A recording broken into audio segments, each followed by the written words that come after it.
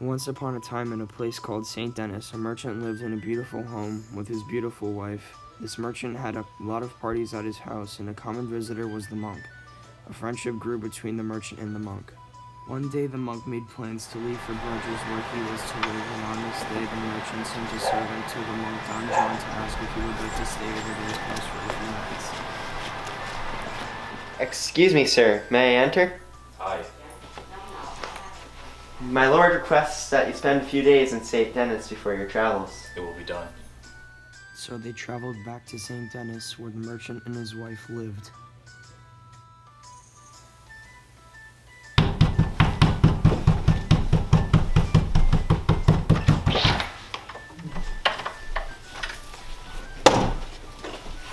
Take this.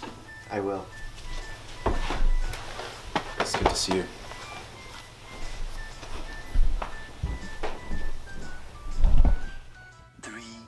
Later. On the third day of the monk's visit, the merchant goes into his counting house early in the morning where he counts his money and goes over his finances.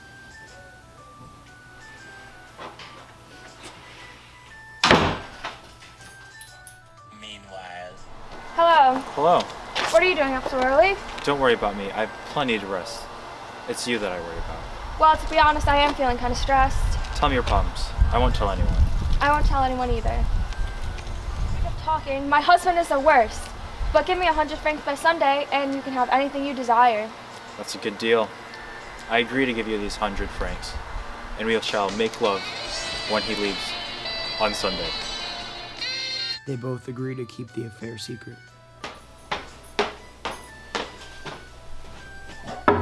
Open up! You do not understand my struggle of being a merchant. We merchants have to keep an eye out for what we sell and buy. Tomorrow morning I leave for Flanders. You should be fine and you have everything you could possibly need. So no, I will not open this door. The merchant, his wife, and the monk all have dinner together before the merchant leaves. A few moments later. Come hither. Friend, I wish you safe travels on your trip, but I need 100 francs. Sure, friend, I do not mind sharing my riches with you. The next day. In the morning, the merchant rode off to Flanders with his servant as his guide.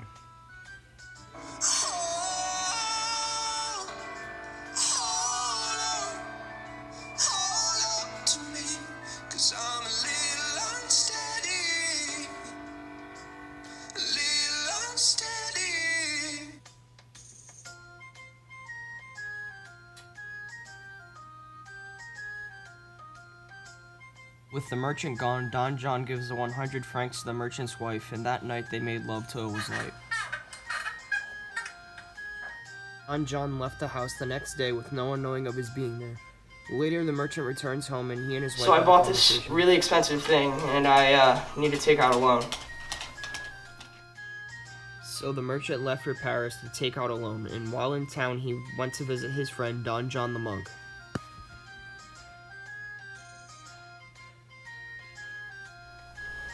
Hello, friend. Hello. Can you sit? I have been pursuing these deals, and I had bought this merchandise that I have been seeking. So now I am about to go take out a loan so I can relax. I paid your wife back this sum of cash. I must go now. The 100 francs. Yes. The merchant went to the bank, took out a loan, and paid off his debts. He then headed home 1,000 francs richer than before. I am quite upset with you that you did not notify me that Don John paid back the loan of 100 francs because he seemed offended when I spoke of needing to borrow money. But I was not even there to ask him for a thing. Always let me know if a person in debt to me has paid you. That false monk, I thought he gave me the money for our friendship, not to pay back a loan.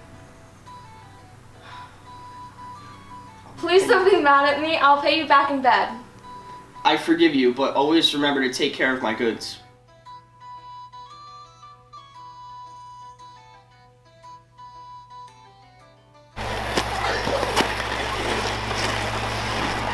Oh, my ass!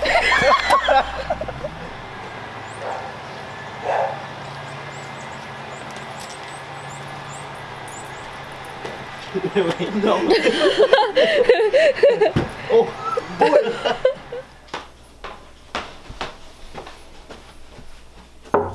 Open up! You do not understand my struggle of being a merchant. I mean, merchants have to buy. No!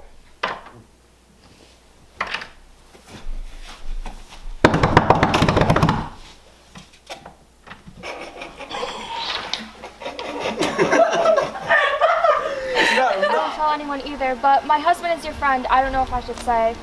He's not my friend. I've loved you above all others. What?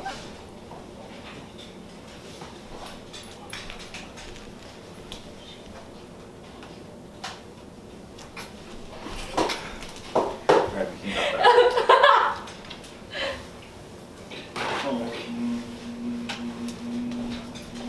Say hello. We can definitely cut that out. That's way too long. 5 beckons max. Just keep going.